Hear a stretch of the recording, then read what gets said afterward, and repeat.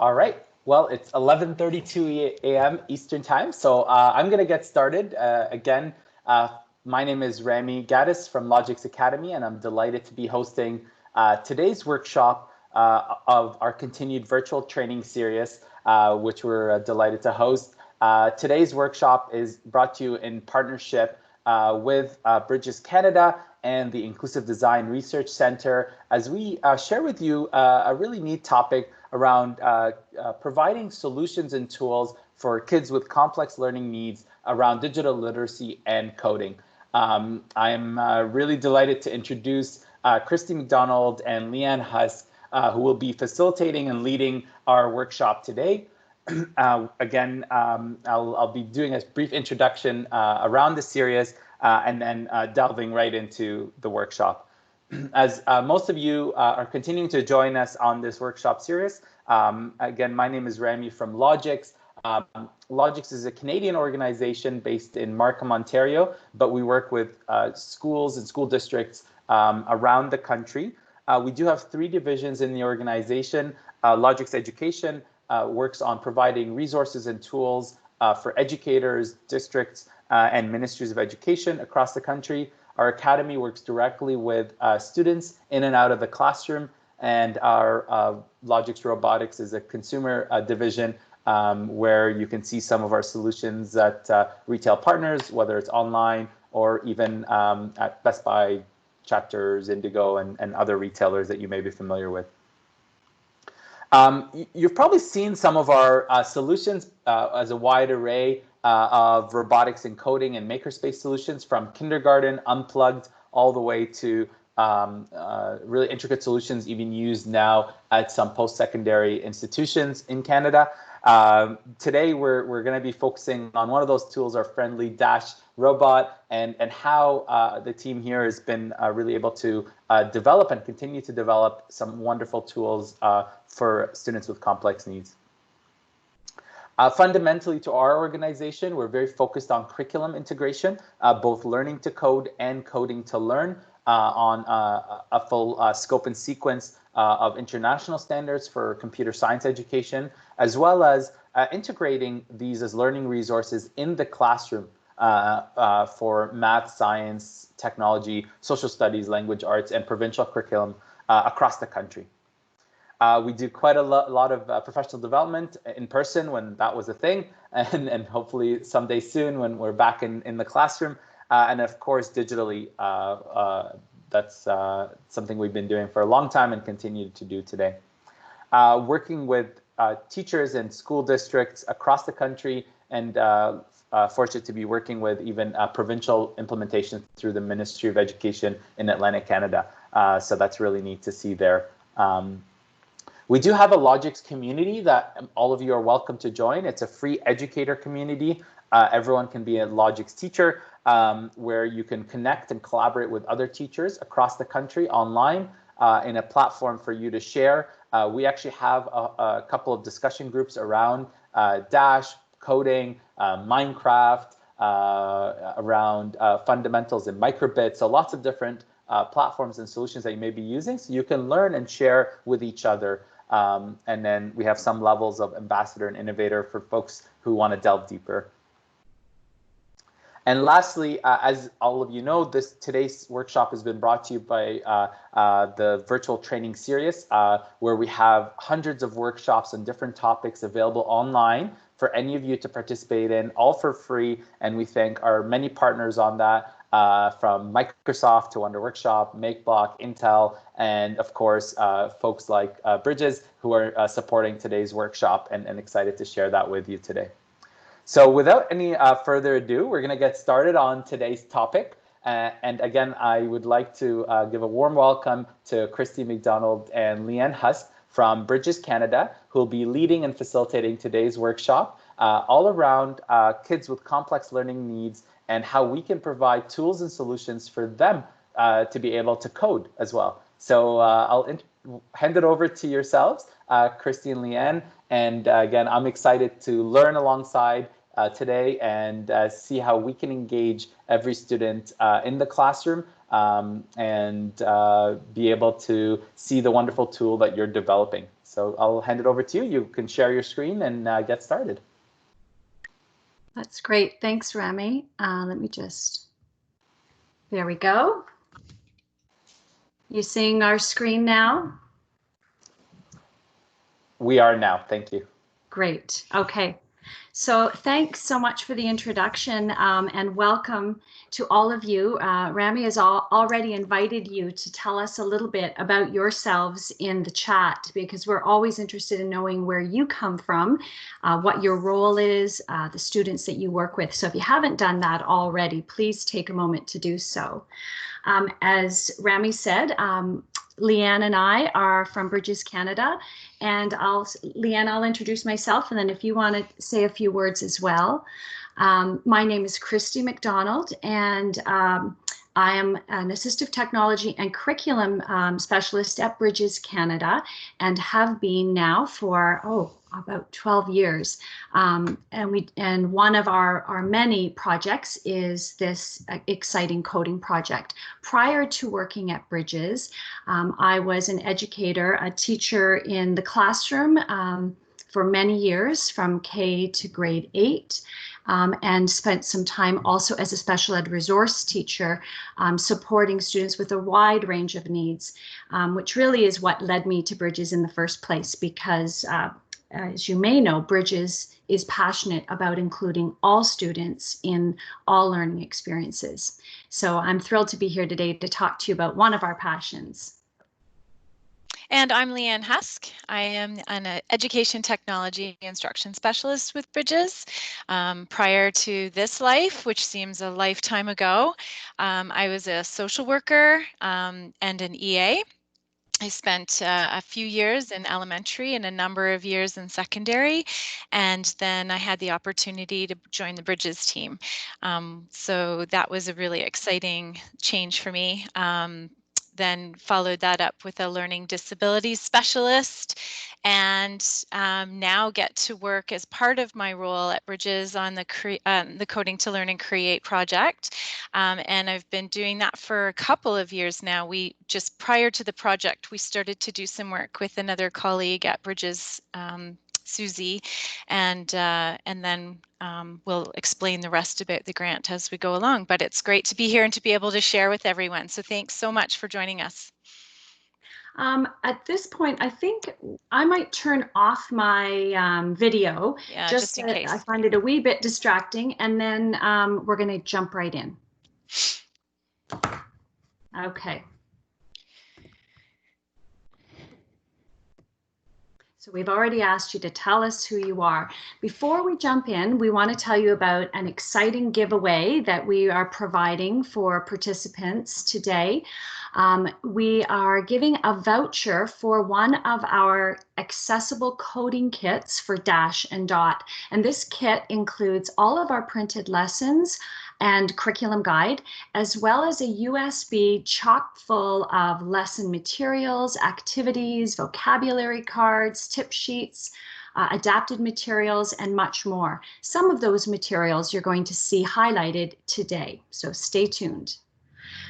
We have a lot we want to accomplish today, so I just want to give you a quick peek at our agenda.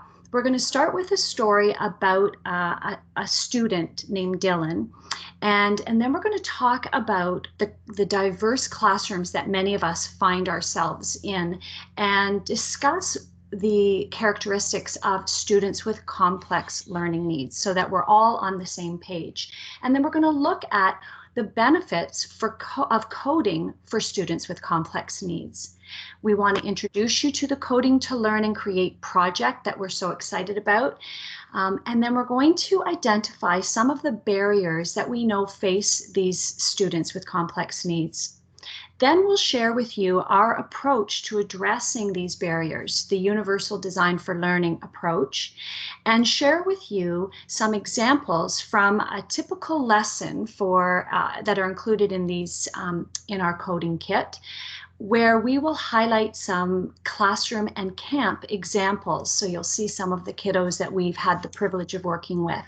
And then we'll introduce you, excuse me, to a new inclusive coding environment that this project is developing. So we're going to set the stage by introducing you to Dylan. Dylan is a student that's in grade 5 and attending her neighborhood school in a regular education classroom, which we often find ourselves in today. She uses a power wheelchair for mobility and has a communication device for expressive communication to access curricular activities. And she also accesses her communication device with eye gaze and a single switch for select. So she has a lot of technology that she relies on. Dylan's school has recently purchased several robots that they're going to integrate into a coding program. Dylan's teacher and a few other teachers got together to play with those robots and come up with a project to include in their curriculum. So they decided to have a robot dance night as their culminating activity and are looking forward to watching their students have some fun, creative dances. Dylan's teacher, Mr. Smith, introduces this idea to the class, and all the students got really excited, as you can well imagine. Like many students her age, Dylan loves watching dance shows, and she really enjoys coding and immediately begins to imagine how she could choreograph her robot steps. But at the same time, she feels a little anxious and apprehensive because what if this experience is similar to other experiences she's had with coding? What if the robot doesn't work with her eye gaze system or the single switch, like so many other things that aren't compatible with her assistive devices? And of course, Mr. Smith notices Dylan's reluctance. So after the class, he asks Dylan to stay for a quick chat because what he's excited to show her is a new interface that's available for controlling the robot that they're going to be working with, and the option that she'll have to connect her eye gaze system to this new system. In the following classes, the students were encouraged to work together throughout the process to share their learning and help each other with exploring different moves. And Dylan, because of this new interface, is able to fully participate in all of this, and together with her friends has a ton of fun making the robots dance. Working on the project was not only fun, but it gave Dylan the opportunity to program her robots dance independently and to collaborate meaningfully with her peers. The experience also helped Dylan become a better communicator so that she could communicate her intentions with staff and peers to get assistance when she needed to. This is the scenario that we, with the Coding to Learn and Create project, strive to achieve in all classrooms. We know how much fun learning to code is, so we want to make sure that every child has that opportunity to meaningfully participate regardless of the challenges that they may face. And we also want to make sure that every educator has the confidence and the resources that they need to be able to facilitate that. So what Leanne just described is one of those really diverse classrooms that we all find ourselves in at various times in our careers. And I would say that we all work in diverse classrooms. We know that our students come with a really wide range of backgrounds. They have different learning preferences. They have a wide range of strengths and needs and interests. Some of our students are dealing with unique learning or emotional, physical, or sensory difficulties. We often refer to some of our students as students with complex learning needs. Now, students with complex needs are the students with the most significant cognitive challenges. They have a challenge or multiple challenges that impact their intellectual functioning and adaptive behavior.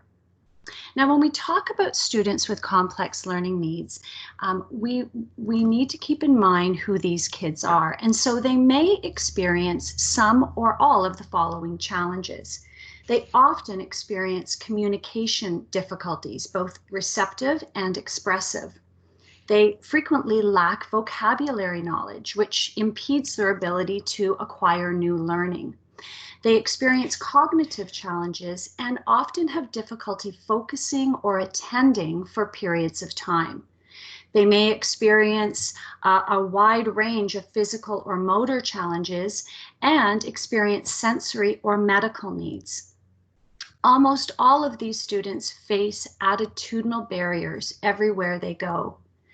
And some of our students require support for personal care or safety. Now, it's really important to note that our students with complex learning needs differ from one another. Some may have really significant cognitive challenges. Some may read or write at a conventional level, while others are at a more emergent level and struggle to learn basic academic concepts or process the world around them. Still others may not yet have intentional communication, and they may depend completely on others. But as you can see, these students there's no two students that are the same. And sadly, so many of our students with complex challenges miss out on coding instruction and all the exciting opportunities that go with that, simply because the benefits of learning to code for these students are overlooked. Students who are included benefit from so many things, not the least of which include things like the development of the persistence in the development of persistence and strategies for problem solving. These are students that are required to problem solve every day, so these skills are absolutely essential. Also, the metacognitive skill that's required when you give instructions to another person. Again, especially important for students with alternate methods of communication.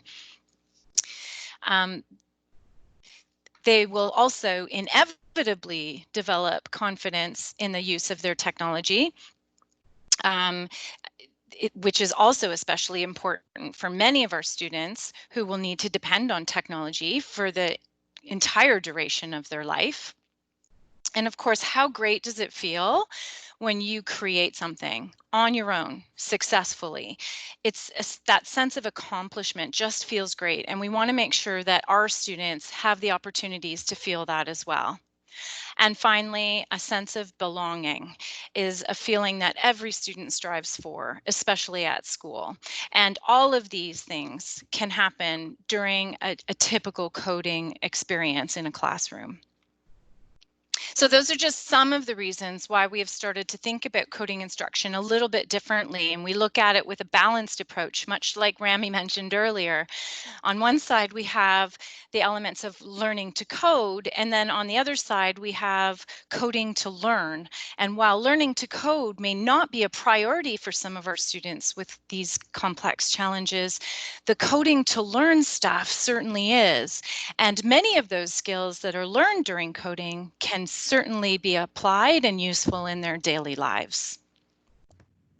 So with our partners at the Inclusive Design Research Center of OCAD University, we applied for and subsequently were awarded a grant from the Innovation, Science and Economic Department of Canada.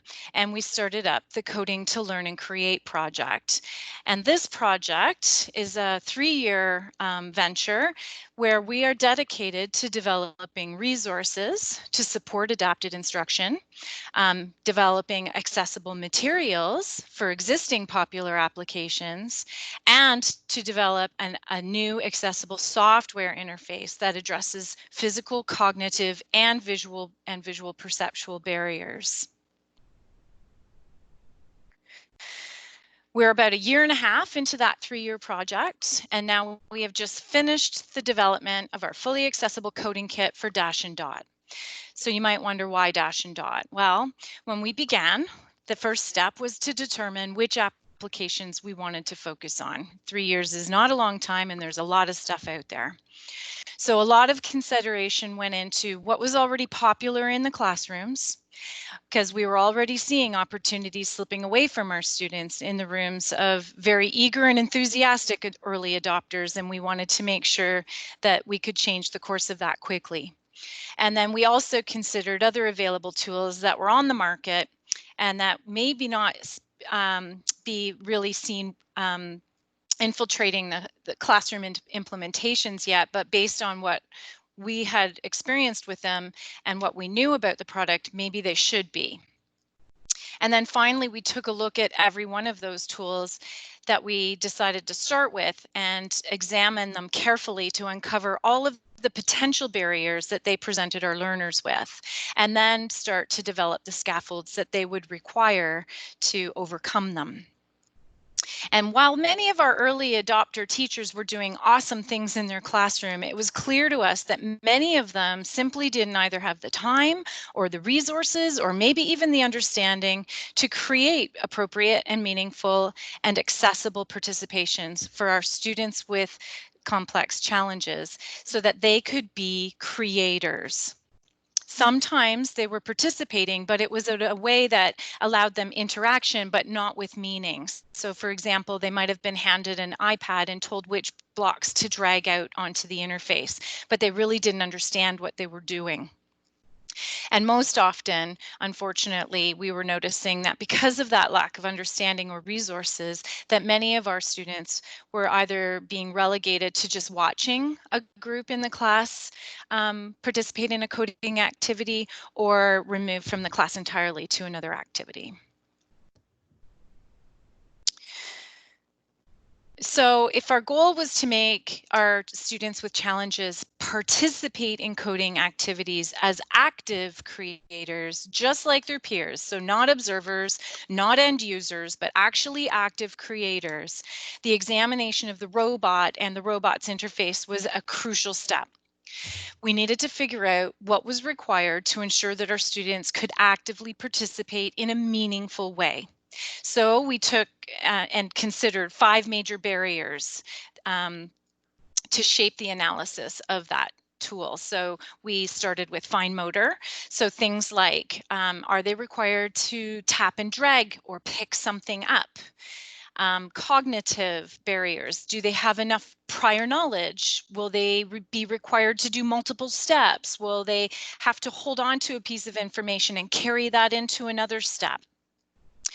Visual perceptual barriers. Can they handle a busy visual workspace? Or do they need an understanding of size and distance in order to carry out a task? Reading barriers. Do they have to read text, instructions, or category labels? And writing barriers. Are they required to write anything that will require a sentence or correct spelling in order to function properly? And with all of that considered, we decided Dash and Dot was one great place to start. And so we took Dash and Dot, we played with them extensively, examined them carefully, identified a number of barriers that could prevent some of our students with participating meaningfully in each of those five areas. And then we came up with a plan. So to address those barriers, we took what we know to be a UDL approach as we considered creating accessible coding experiences for all of our students. So as many of you know, that Universal Design for Learning approach is a research-based set of principles to guide the design of learning environments and the methods and the materials that are accessible and effective for all students. It's necessary to consider these 3 main principles so that we ensure accessible learning for all. And these 3 main principles include multiple means of engagement, multiple means of representation, and multiple means of action and expression. So to ensure that we incorporated multiple means of engagement, we included ideas and materials to assist teachers in planning and in preparing their students for coding. We want to be sure to foster a safe space so that students feel free to take risks. To ensure multiple means of representation, we designed lessons, strategies, and materials that meet the needs of a wide range of learners. We are sure to offer instruction using a wide range of forms of media with supports for individual learners, providing visual, auditory, and tactile experiences. We're deliberate about building background knowledge and activating background knowledge so that students can connect what they already know to new learning.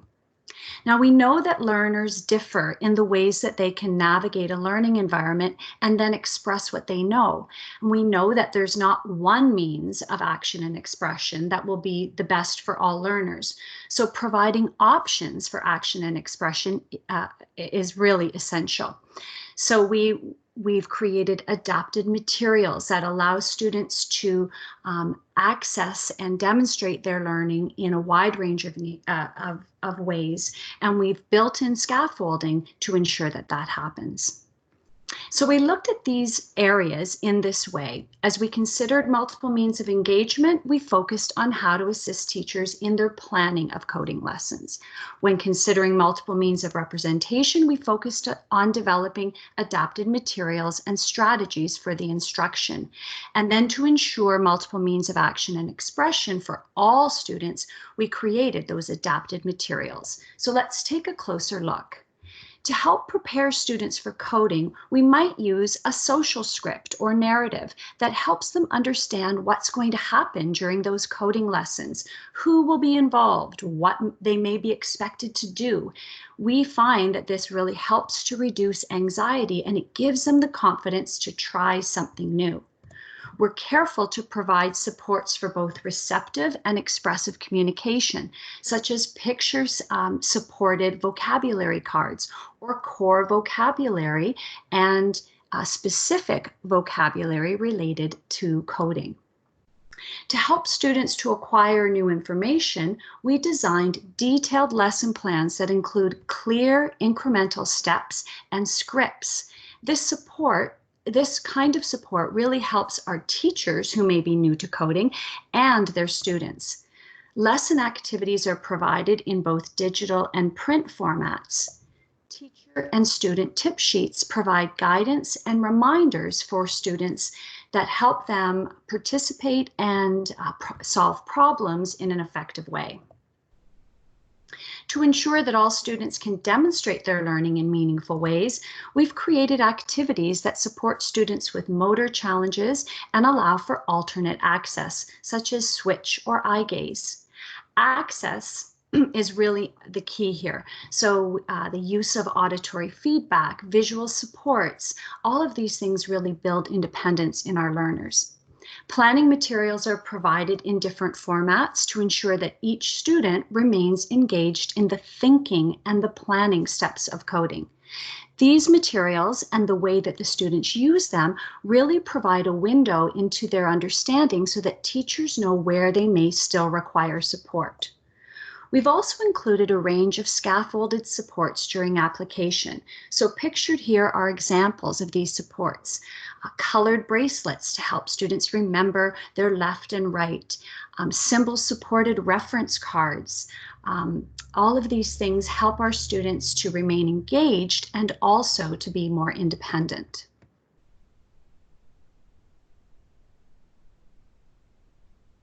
When we started writing the lessons, we did so with the educators in mind. We wanted to make sure that all of them who wanted to bring coding into their classroom, regardless of their experience or confidence with coding concepts, felt confident and supported enough to do so. And the lesson structure that followed became, the lesson structure that we created in this way to follow the same best practices that we know that ensure are incorporated into all other areas of their curriculum in their classrooms as well. So each of our lessons are structured in the exact same way. They start with a brief description of the lesson and then list the learning objectives that will be covered, followed by a breakdown of skills that the students will explore and learn about in that lesson. So we broke these down into actually 2 sections. As we said before in our balanced approach, the learning to code skills are those that are specifically related to coding, such as exploring the importance of the correct order in a sequence. And then, of course, we have the other side of the balance, the coding to learn and create section. And these are skills that students will need to learn and create that they'll need to learn in order to create new ideas, content, products, etc. So for example, making predictions or using left and right directional vocabulary to communicate ideas, working together in a small group, things like that. After that, we always provide some curriculum connections that educators can use to connect the coding instruction in that lesson to other subject areas and units that they might currently be teaching. We do not believe this list is even remotely exhaustive. We provided it to get the creative wheels turning for educators, but we know how creative educators can be, and we know that if we were to ask, people would be able to give us many, many more to include in this section. Following that, we always list the vocabulary that's going to be called out in the lesson. This will include review vocabulary from previous lessons that are being specifically called out, and the introduction of new vocabulary for that particular lesson. All vocabulary is explicitly taught with picture symbol support, and you can see some examples of vocabulary cards that we provide and encourage educators to keep posted so that students have access to it regularly while they're working through their coding activities. Finally, to try to alleviate some of the prep work for educators, we provide a list of materials in the lesson plan that will be required for the lesson. All of the materials are organized by lesson component. So we realize that not every school day looks the same. A teacher may only be able to do the introduce and anchor part of a lesson, so they only need to gather those materials for those pieces of the lesson at a time, and it's not a big overwhelming experience every time they want to pull the coding kit out. And our hope is that this will assist teachers into connecting those materials to the specific activities that they want to do. We also provide and suggest adapted materials and strategies that might be required to meet specific student needs. So these materials are designed with those specific student needs in mind, like alternate access or vision. So things like Braille stickers that can go on different components that they have to touch and feel, or communication displays, or even activities in Boardmaker and Clicker, so that they can do the planning and thinking part of the activity. And so we are going to walk you through what a typical lesson might look like with the materials that might be useful in that particular section, but we thought it might help you to envision all of it by first meeting some of the students that we've had the pleasure of working with that have participated in coding camps with us over the last couple of years. You're going to see some of these students showing off their coding genius in some of the video examples that we have in store. But just I wanted to give you a brief overview of these 5 stars here so that you can see the breadth of needs and abilities that we are working with in order to develop these materials. So first we have Brody.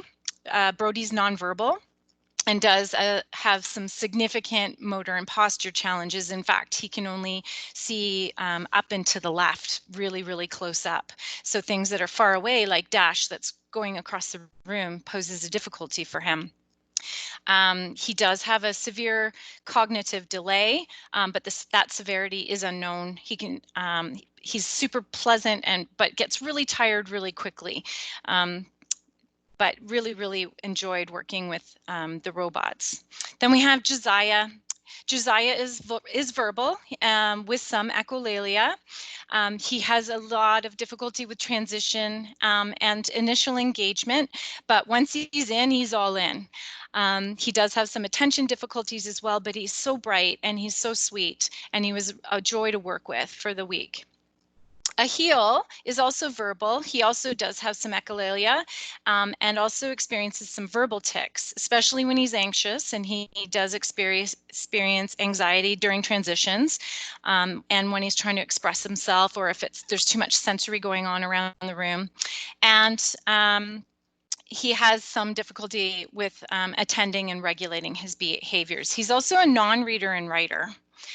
Whereas Cole, who is fully verbal, he's an early reader, he's super eager to learn, but he experiences significant motor challenges, and both fine and gross motor. He's really quite bright, and he was the only student really, especially in this display here, that worked with coding in the past. So he had some prior knowledge. And then there's Muffy, who is also quite bright and verbal. She is a full reader and writer. I think she's working at grade level, but does have a lot of difficulty with self-regulation and distractibility and social emotional issues and anxiety.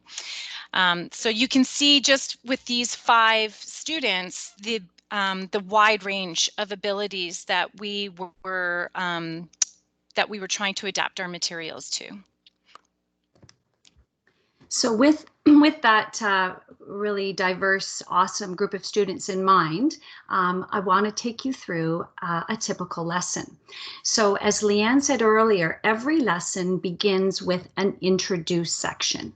So after that first lesson, it often involves reminding students of a prior lesson, the vocabulary they learned or a concept that they learned. But this is a first lesson, actually. So we introduce the focus of the day. And in this example, the focus is to learn about robots, what they are, how we communicate instructions to robots, and they will be introduced to Dash, the robot. Scripts are written in blue ink, as you can see on the screen, and they include detailed steps for explicit instruction. And that, again, is to support the teacher as much as the student.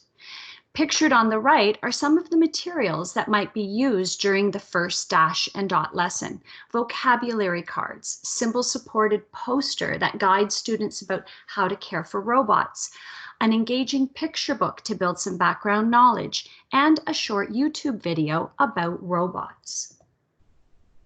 So pictured here is our first lesson at one of our camps last summer. And here, Susie, our colleague, is reading a book to build some background knowledge. But we had students with some significant vision challenges. And so we also projected each page of the book on a whiteboard as Susie read from the book so that everybody could access the story. Next, we move to the anchor part of the lesson, and this is where we help students connect what they know or have experienced to the specific lesson objectives.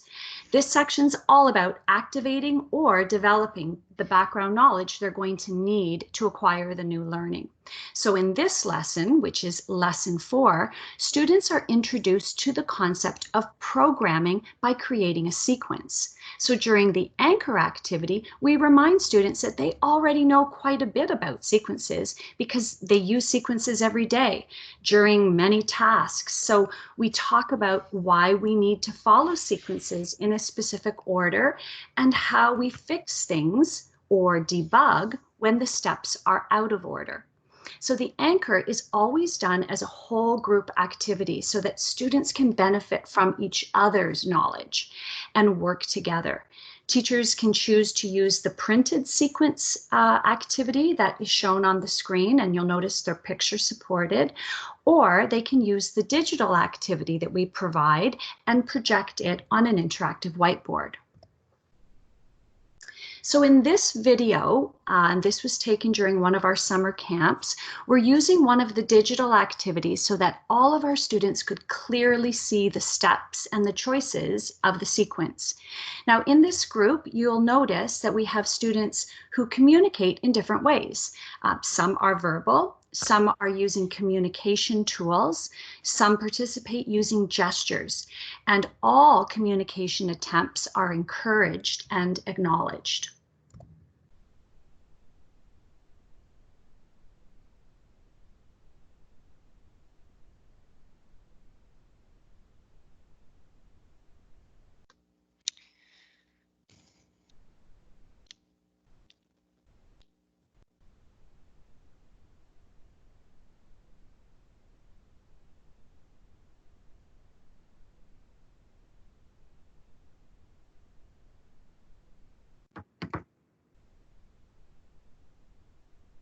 Christy, we can't hear it. Yeah, I just saw that message that you sent me. So I have just one sec. I've lost my little toolbar to reshare my screen. Just give me 1 second. Thank you for letting me know, Leanne.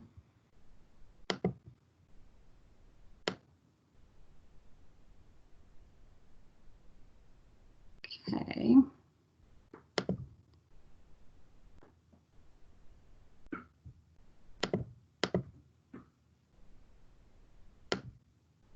Now, just let me know which screen you're looking at right now. Nothing right now. Okay.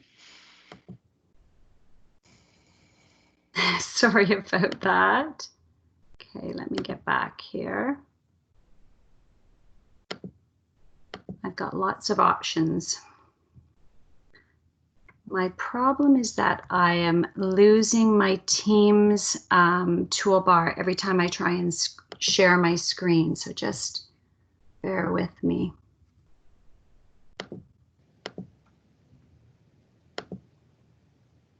How's that? Can you see my screen? No. Yep, now I can. Okay. All right. And I've chosen to share the audio, so just let me know as soon as it starts. Should we try that? Right. Okay, we're going to focus on our toothbrush.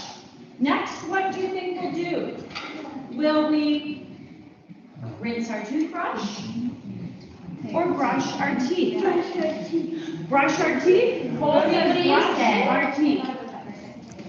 Gertie, do you agree? Do you agree with that? My hands going up. And then the last thing we do, we put our toothpaste on first, we brush our teeth. What do we need to do last? Is it rinse our toothbrush? Yeah. Rinse our toothbrush? Brody, what do you think? Can we rinse it now? Yeah? Okay, we're going to rinse our toothbrush. Now, what would... So you could see a wide range of communication styles in that group, but working as a group in the anchor is helpful because everybody can build on each other's knowledge. Next, we move to the model section, and this is an example from an earlier lesson, lesson 3. Now, in this lesson, students are introduced to coding using Blockly and Dash, the robot. They will understand that Blockly blocks are organized into categories, and then they'll learn how to select blocks with instructions for Dash or Dot to follow. Now, during the model portion of the lesson, the teacher explicitly instructs students may rely on those scripted parts of the lesson and will think out loud as they demonstrate what it is the students will be required to do. So in this lesson, first the teacher modeled how to sort Blockly blocks by color. And this is so that students will understand that the blocks in the Blockly app are also sorted by color and also by function. In this picture, which was taken during one of our summer camps, the teacher first demonstrated how to sort those categories or those blocks into categories. And while doing so, thought out loud to make the thinking visible and audible. Now, we use the digital activity in this activity, but we also have large printed laminated Blockly blocks that we can also sort using the real objects. Now, this is an example from the same lesson, but with a different group of students. This is a grade 2 class that Leanne worked with in Waterloo Catholic District School Board. Here, we're moving on to modeling how to select a block in the Blockly app with instructions for Dot to follow. Now she's connected, okay? Now let's say I want Dot. Can I borrow your blocks for a minute? Let's say I want Dot to say something. What category am I going to go into? What category, Maxa? Sound. So I'm going to tap on sound, and I'm going to look for my block, which is right here. Okay? And then how am I going to make that block? come out of the category. What am I going to do, Aubrey? Drag it with mine. Good. So I'm going to drag it out, and do I just leave it there and it's going to work? What do I have to do, Aubrey? Under where it says start. Just under? Okay, I'm going to put it under. Up. Up one. Connect it to where it says the button start. You got it. So I'm going to put it right up so it's connected to here. Click. And it clicks when it's connected. Okay. Okay, so I'm going to make sure it's dot because I'm working with dot. And then I get to decide. What do I want her to say? I want to say To dot? Okay. And then I'm going to hit that arrow because that needs to be done. Okay. So you can see that Leanne was careful to model exactly what you need to do. And she involved the students in that part of the lesson as well, but thinking out loud the whole time. Then we move into the practice section, which is the part the kids really love. They get to have a turn to work together and practice the skill that we just explicitly modeled.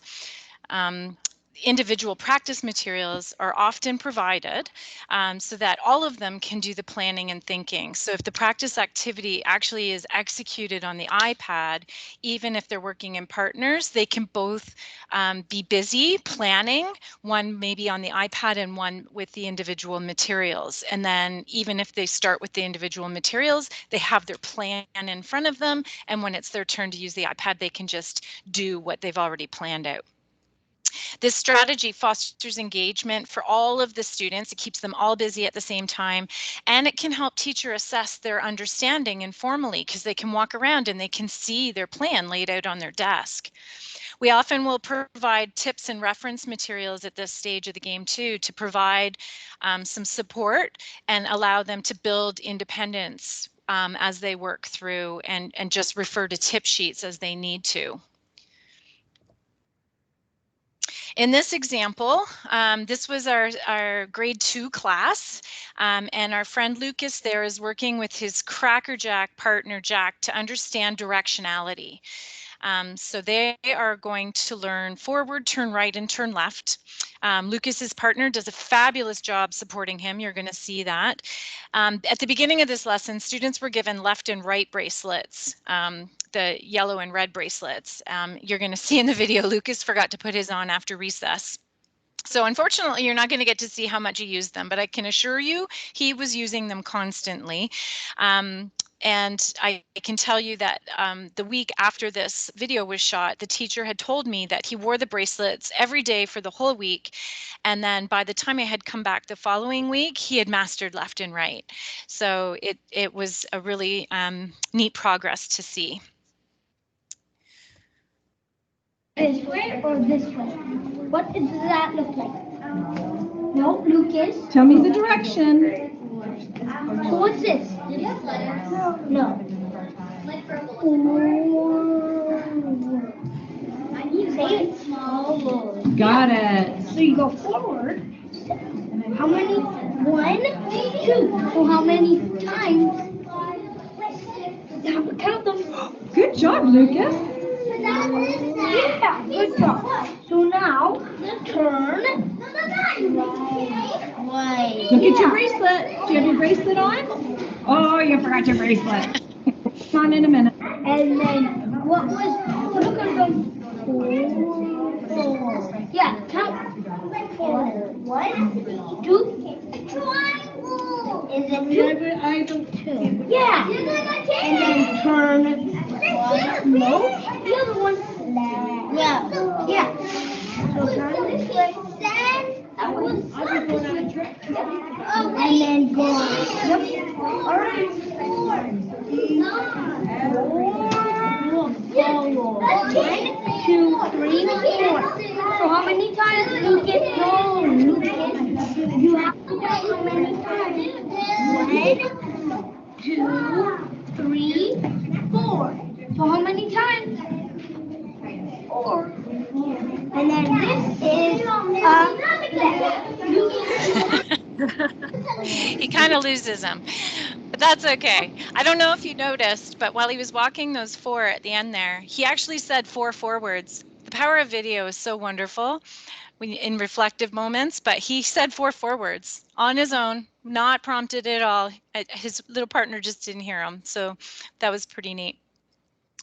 And after that activity, actually, they programmed Dash to follow the same path. So it was interconnected. And that's the apply portion. And in the apply portion, students complete the task, complete a task to demonstrate their learning. So in that prior example, they did the same path with Dash. And again, they often use individual materials so that they can show their thinking and planning. So in the image on the bottom left, you can see students blockly block planning for a particular program. And there's a reference card off to the top right of that image that they used in order to select parameters. And you can see the whiteboard marker there, and they were able to write right on the laminated blockly blocks. So they planned with their blockly blocks, and then they got a chance to do it with the robot, because there wasn't enough robots for every student. And in the bottom right, this is going to complement the video that you're going to see of Josiah. He had taken some time to plan a path for Dash to follow, and the little cards you see everywhere on the path are activities that he was able to experience at the camp that he enjoyed, and so he wanted Dash to go to those camp experiences as well. So he programmed Dash to move through that maze and get to all of those camp experiences. And to support him, he relied on those forward, left, and right visuals, and I think we even have backwards sitting there on the floor, in order to help him appropriately choose blocks for Dash to navigate. So here you can see Josiah has pretty much reached the end of his limit for coding that day, and but he's a trooper. And if you listen really carefully, you can see he's holding the iPad right now, and that's his counselor sitting beside him, and she was wonderful. And she's actually not prompting him at all. So if you listen carefully, you'll see that he's actually calling out the directions that he's programmed Dash to follow, and even some of the activities that he's reaching. And as the program runs, and he's starting the program himself on the iPad. Okay, Josiah, are you ready? I want you to tell me where he's going. Whenever you're ready, you can start. First campfire. There's the barn. Yeah. Turn left. Go forward. Turn right. Go forward. Go forward. Turn. Oh, elephant first.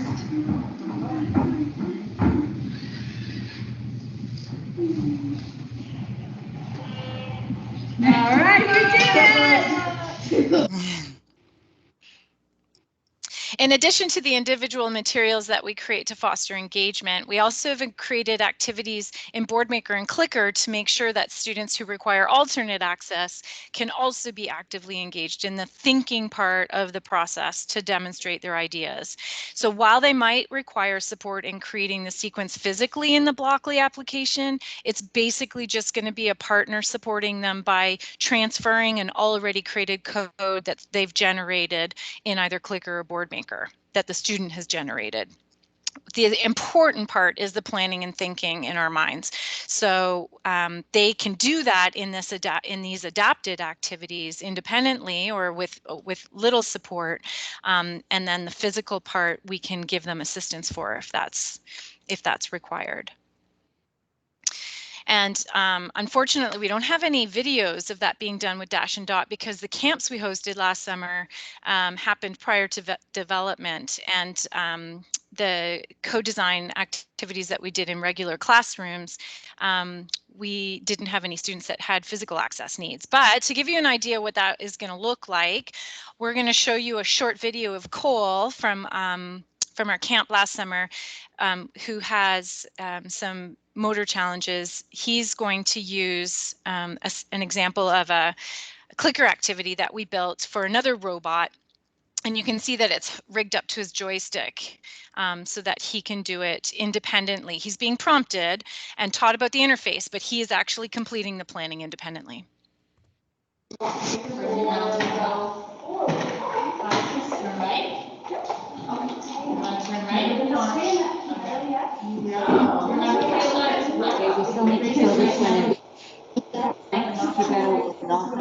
Just a little bit out of reach, isn't it? Yeah. So, what is this? Okay, and then do you see this line? It's not like writing where you go left to right and left to right. So that example is just, he had never seen that program before. He'd never used that activity before. So he was learning it all at once. But what we wanted you to see was that there are different ways that students may need to access the planning, and the use of a joystick or a switch or eye gaze is possible when we offer these activities in adapted formats. Now, at the end of every lesson, we want to provide students with an opportunity to reflect on and share the learning that took place that day with their classmates and with their teacher.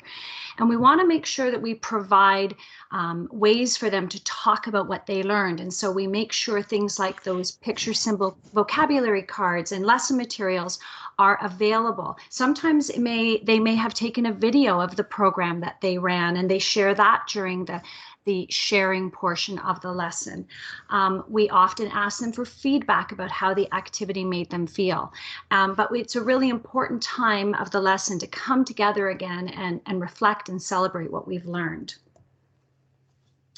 Then at the end of every lesson, we've provided some additional activities for students to practice and apply their new skills in a variety of contexts. This includes real life scenarios, cross-curricular connections, and extensions. Now, these are examples that can be expanded upon by teachers to suit their setting and their student profile. And we encourage teachers to choose one or two of these activities at the end of the lesson, or even return to these activities another day for review. So you can see in this activity, we suggested extending this idea of using sequences by reading a familiar story such as The Hungry Caterpillar, and then creating a sequence for Dash to follow where Dash is the caterpillar in the story. So there are lots of ideas, and we really hope that they'll just be these ideas will really be a springboard for teachers to add their own.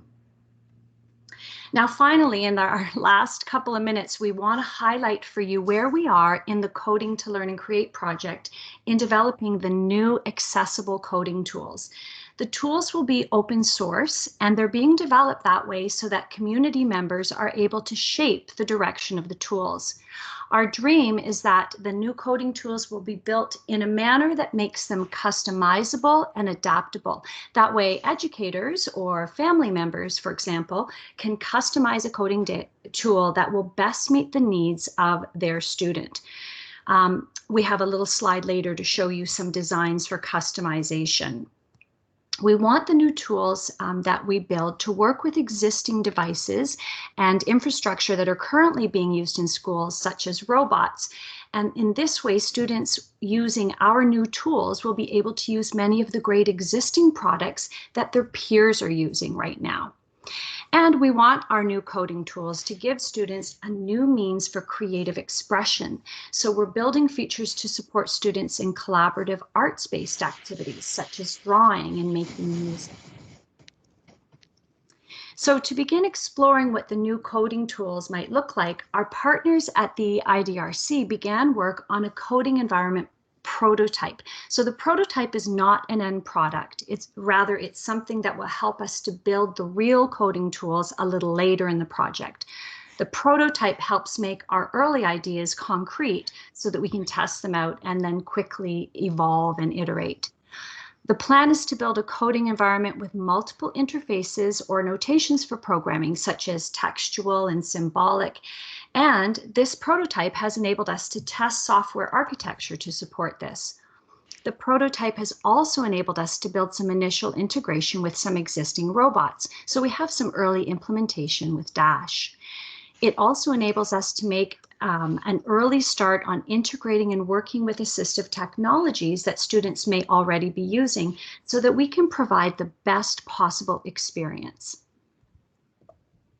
So here are some pictures from some of our co-design activities where students were involved in offering valuable ideas in the design, in the accessibility features, and the functionality of that interface. They also had the opportunity to try out the interface as it existed at that point, to do a drawing activity with Dash the robot. All of these contributions from students, from families, from teachers are so helpful in our design process. So I just want to highlight, and I won't go into detail here, but going back to those 5 areas that could pose potential barriers for students, we have created a table that identifies ideas for the prototype to address some of those potential barriers. The ideas that are in bold are currently available in the prototype right now, and those that are not in bold are part of our plan.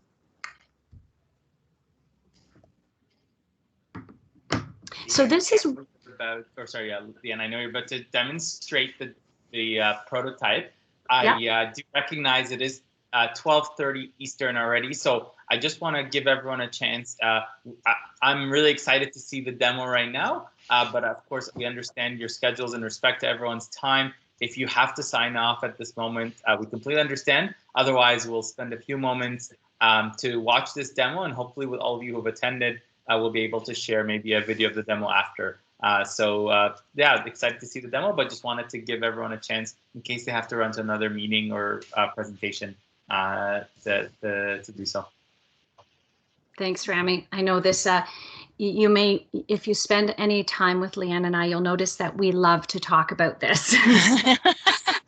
It's always a crunch to get it all in. So this is a short demo. I just want to be able to show you where we're headed now. We're aiming to build a modular paneled layout that can be customized by learners or their educators. We've included 3 panels for the user interface. You can only see 2 of them here, the Actions panel on the left and the Program panel on the right. The Preview panel will be added to the interface in the future. Now, in the Action panel, you'll see movements such as a move forward, turn right, and turn left, and controls such as a loop. You can add these actions to the program area by dragging, by clicking, by using keyboard or voice commands.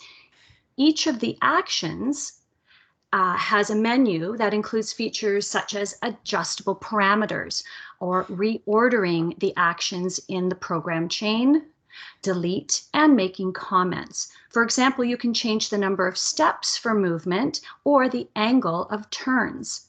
Once you adjust the parameters, a visual indicator is added to each action to show the adjustment that you made. You can remove an action by selecting the trash can on the menu. And then as you can see, there are little nodes between each step on the program chain. If you select the program panel menu, you can choose to see them as large add buttons. And this allows you to easily add other actions in between the other steps on the program chain. For example, we can add a loop control here. In the loops, as you see, you have a start loop and end loop. You can adjust the number of repetitions for each loop. You can add either new actions to the loop or move the existing actions on your program chain into the loop. Once you've created your loop, you can go up and you can hide those nodes again. I'm just going to let it catch up. Yep, you can go up, add the, hide those big buttons to shorten it up. And so you'll notice that you can make the loop repeat a certain number of times, or you can even make it repeat forever. So that's a quick demo of what the interface looks like or has the ability to do. And we have some additional ideas that are constantly being rolled out. Go to the next screen, Christy. This is it. So this is a quick preview of what is to come. So we saw a smaller panel that's under development right now. This is a product that is constantly under development, but here's a preview of what is to come. So you can see that we are going to be including more movements and more events and more actions, and the ability to hide and reveal different parts of the interface. As the code gets longer, it will move into different lines, and you can see the preview pane up at the top. where they'll be able to execute their code and see it on screen, much like a Scratch program might show you in 2D form. The robot integrations are very limited right now, but we're getting there, and the development and design team are working tirelessly to bring this to us, and you'll be able to access what is currently available on our website that we're going to be displaying at the end of the presentation. But that is a snapshot of what's to come.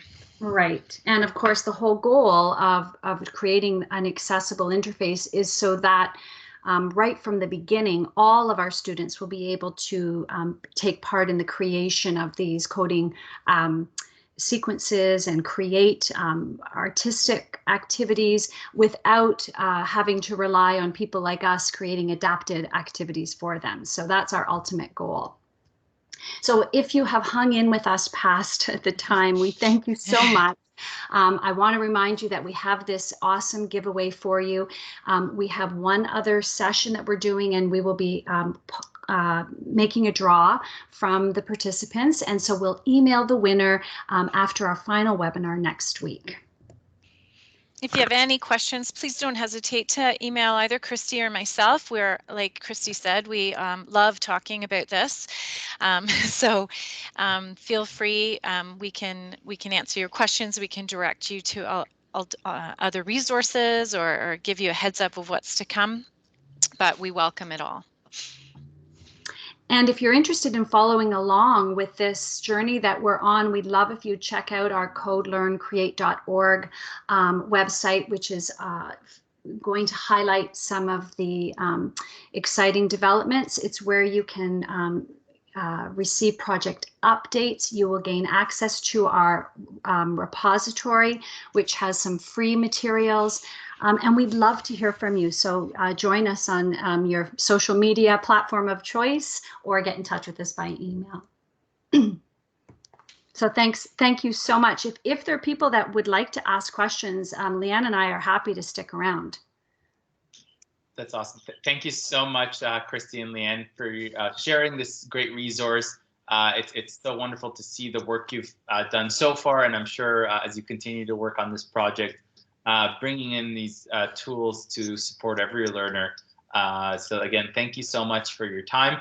As mentioned, we'll stick around a couple of minutes. If you have any questions, feel free to put them in the chat, or simply to raise your hand and unmute yourself at this time to ask questions. And for those still on, thank you again for continuing to join our virtual training series, and many more sessions available. If you're interested, join us at www.logicsacademy.com/virtual training, where you can learn about more sessions and join further discussions. At this time, this concludes our session. However, we'll stick around for any questions from any of the participants.